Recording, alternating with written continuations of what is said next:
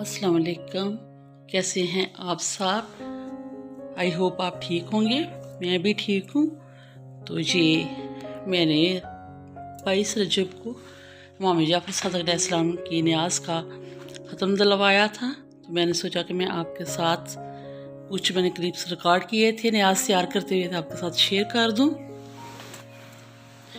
और वैसे भी हमारे प्यारे नबी हज़रत मोहम्मद सल्लल्लाहु अलैहि वसल्लम का फरमान है कि जब कोई किसी को खाना खिलाता है तो अल्लाह ताला फरिश्तों के सामने फ़ख्र महसूस करता है।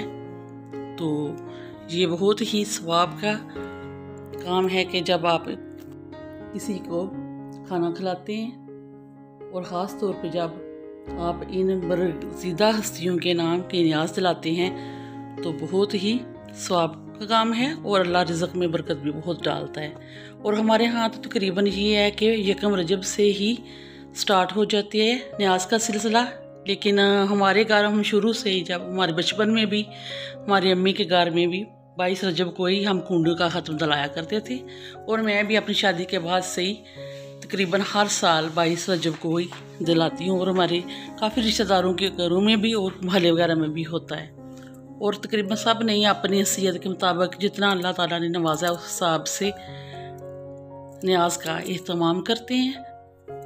तो और बहुत अच्छा लगता है इस तरह अपने अजीज़ों का, मोहल्ले के लोग, और हर किसी को। ये नहीं होता कि सब सिर्फ रिश्तेदारों को ही कोशिश होती है कि तकरीबन गली मोहल्ले का कोई बंदा भी ऐसा ना हो जिसको ना बुलाया जाए, बल्कि तकरीबन हमने हर साल लोगों को पहले ही कह दिया होता है कि आपको बुलाएं या ना बुलाएं, आपने न्याज पे आना ही होता है। और लोगों को पता होता है कि 22 के रजब को इनके घर में न्याज होती है, और ना भी बुलाएं तो वो खुद से आ जाते हैं कि ज़ाहिर न्याज है। हर बंदे, ये ज़रूरी नहीं है कि किसी को बुलाया ही जाए तो वो आए, लेकिन कोशिश होती है कि तकरीबन हर बंदे को इसमें शामिल किया जाए। जितने से ज़्यादा लोग खाएँ उतना ही सवाब होता है, और माशाल्लाह से इसमें बरकत भी बहुत होती है। तो ये तकरीबन मैं सुबह 21 रजब को ही मैंने ये काम स्टार्ट कर दिया था। 7 बजे मैंने सुबह नाश्ते के फ़ौरन बाद जो चने वगैरह भगो दिए थे, उसके बाद फिर मैंने वो साथ खीर जो है तकरीबन 11 बजे दूध वगैरह ताज़ा फ्रेश आ गया था। तो तकरीबन मैं 10 किलो के करीब खीर बनाती हूँ दूध की। तो जिसके लिए मैंने चावल 2-3 घंटे पहले 1 किलो के करीब भिगो दिए थे। थोड़ा सा पानी 3-4 किलो इसमें डाल के, तो उसको अच्छी तरह से चावलों को मैंने बॉयल कर लिया था। और थोड़ा सा जब वो चावल पक गए तो उनको मैश किया, तो उसमें मैंने फिर दूध डाल दिया था। और तकरीबन 2 किलो चीनी इसमें, क्या बारीक थी इस वजह से, वरना है ये तकरीबन 10 किलो की खीर में 1.5 किलो चीनी बहुत होती है और काफ़ी बैलेंस मीठा होता है। और उसमें मैंने फिर इलायची साथ वनीला एसन डाल दिया था, और 1 चम्मच मैंने नमक की डाल दी थी। इससे ज़रा टेस्ट बहुत अच्छा आता है कि बंदा बोर नहीं होता ज़्यादा मीठा खाने से, बड़ा बैलेंस और अच्छा टेस्ट आता है। और साथ भी फिर मैंने जब तक खीर बन रही थी, चने भिगोने तो मैंने पहले ही रख दिए थे, 4-5 घंटे पहले से उनको भिगो दिया था मीठा सोडा लगा के। तो साथ फिर मैंने वो जो हरा मसाला था सारा काफ़ी सारे ज़्यादा बनाना था, तो वो गोश्त वगैरह धो के रख लिया था चिकन जो, और प्याज, टमाटर, लहसुन, अदरक वगैरह जो सारी चीज़ें थी इनको मैंने काट के और ब्लेंडर में कुकिंग ऑयल डाल के ब्लेंड कर लिया था। फिर उसमें मैंने जितना तो उसका अपने हिसाब से फिर नमक, मिर्च, हल्दी, सूखा धनिया, गर्म मसाला वगैरह और कुकिंग ऑयल डाल के अच्छी तरह से भुनने के बाद फिर इसमें मैंने चिकन ऐड कर दिया था और अच्छी तरह से इसको भून लिया। कौरमा मैंने अलहदा से तैयार कर लिया था। इस तरह मुझे इजी लगता है। पहले मैं ऐसे करती थी कि ये सारा कौरमा तैयार करने के बाद, भूनने के बाद साथ ही चने डाल देती थी कि दोनों चीज़ें इकट्ठी पकती हैं। फिर ये होता है कि चिकन बहुत जल्दी गल जाता है, तो वो बीच में सारे फिर वो रेशे हो जाते हैं, तो मुझे अच्छा नहीं लगा। इस दफ़ा मैंने ऐसे किया कि मसाला अलहदा से भून के चिकन इसमें डाल के और अच्छी तरह से मैंने कौरमा तैयार कर लिया चिकन का।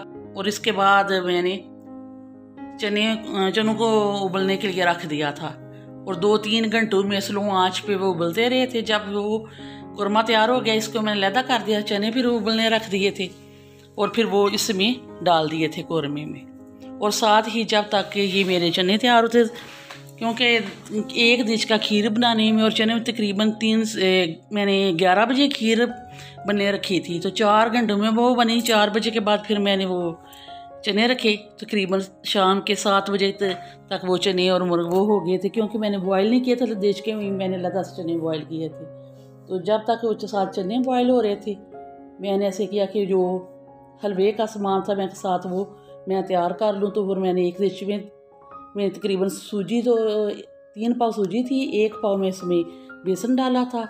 यानी कि अगर 1 किलो सूजी है या बेसन है या दोनों चीज़ें मिला के, अगर मेरा यह हिसाब है कि 1 किलो में 1 किलो ही उसमें मैं घी डालती हूँ, इलायची डाल के। वो अलहदा मैंने एक डिश में रख दी थी, और एक डिश में मैंने 1 किलो में 3 किलो पानी जाता है, वो 3 किलो मैंने पानी डाला था, उसमें 1.5 किलो चीनी डाली। तो वो चास बनाने की हलवे के लिए मैंने लहदा से पहले ही देचकू में डाल के रख दिया था, ताकि ज़ाहिर फिर टाइम इतना नहीं होता कि दिन का शुरू होते हैं रात के तकरीबन 12 बजे तक मैं फारग हुई थी। तो तकरीबन जब मेरे चने वगैरह तैयार हो गए हैं मुर्ग चने, तो उसके बाद फिर मैंने 4 किलो मैदा लिया था, 2-2 किलो मैं 2 परातों में डाल के, उसमें 1 टेबल स्पून मैंने 1-1 टेबल स्पून मैंने दोनों परातों में डाल लिया था नमक, 1 से 2 टेबल स्पून मैंने बारीक पीसी हुई चीनी डाली थी, थोड़ा सा कुकिंग ऑयल और नीम गर्म पानी गूंद के रख लिया था। और साथ ही है कि मेरे मियाँ मेरे बचेंगे वगैरह सब हेल्प कर रहे थे। तो जब मैंने मैदा वगैरह सारा गूंद के रख लिया थोड़ा सा, जब वो उसको रेस्ट दिया, तो उसके बाद फिर मेरी बेटियों ने पेड़े वगैरह सारे उन्होंने बना दिए थे। और तकरीबन 10 बजे के करीब फिर मैंने वो पूरियाँ वगैरह निकालने का सिलसिला जो शुरू कर दिया था। तो इस तरह से ये सब मिलजुल के हम सारा काम कर लेते हैं। और जब आटा मेरा ये गूंद के ना, उसके ऊपर फिर मैंने थोड़ा सा गीला कपड़ा करके ना मैदे के ऊपर रख देती हूँ, ताकि ऊपर सिकड़ी ना जम जाए। तो ये देखें, इधर मुर्ग चने तकरीबन तैयार होने वाले हैं कि वो कुरमा तो पहले ही तैयार था। और ये खीर की फाइनल लुक देखें, ये परातों में और कुछ डोंग वगैरह में डाल के ऊपर कोकोनट कुछ कलर किया हुआ था, किशमिश थी और 7 बादाम, वो मैंने पहले ही बॉयल करके बारीक बारीक काट लिए थे, ऊपर डाल दिए थे। ये पेड़े वगैरह मेरी बेटियों ने बना दिए थे पूड़ियों के लिए। और तकरीबन 10 बजे के करीब फिर मैंने ये पेड़ों को पहले रेस्ट देते हैं, ऊपर गीला कपड़ा भिगो के ऑयल लगा के डाल देते हैं। और इसके बाद मैं हाथों से ये मैं बेल के नहीं बनाती पूड़ियाँ, ज़ाहिर इतनी ज़्यादा होती हैं तो बेल के तो बहुत टाइम लगता है। तो तकरीबन 10 बजे फिर मैंने पूड़ियाँ बनानी शुरू कर दी थी। और मेरे मियाँ अल्हम्दुलिल्लाह मेरे साथ बहुत मदद करते हैं न्याज तैयार करवाने में। तो मैं उसमें रोटी की तरह ये से हलवाई बनाते हैं ना पूरियाँ हाथ से, वैसे ही मैं डालती जा रही थी। और वो उसमें से निकाल के फिर देश के इधर रखे हुए थे हमने, तो बीच में पेपर डाला होता है, उसमें हम सारी डालते जाते हैं, डाल देते हैं। और सुबह जब न्याज का टाइम होता है फिर साथ साथ उसमें से निकाल के ओवन में गर्म कर करके हम सर्व करते जाते हैं।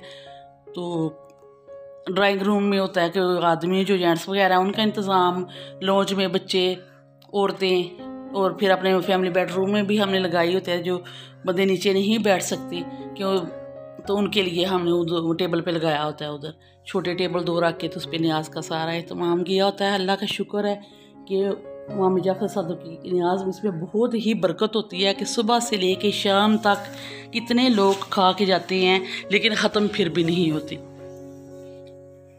तो पूरियाँ तकरीबन 12 बजे तक मैंने तैयार कर ली थी। इसके बाद फिर मैं सो गई थी तकरीबन 3-4 घंटे। 4 बजे फिर उठ के पहले सबसे पहले मैंने वो वज़ू शुज़ू किया, करने के बाद फिर जो है चास बनाई थी हलवे के लिए। फिर हलवा जो है वो उसको मैं डाल के, सारी चीज़ें तो रात को मैं सारी डाल ली थी, फिर भूनना है उसको। और फिर जो चास थी वो डालिए, जिस तरह तकरीबन आधे घंटे पौने घंटे में मेरा हलवा भी तैयार हो गया था। तो साथ ही फिर मैंने जो मुर्ग चने थे रात के तकरीबन 10 बजे वो भी तैयार हो गए, 7-8 बजे तक तैयार हो गए थे।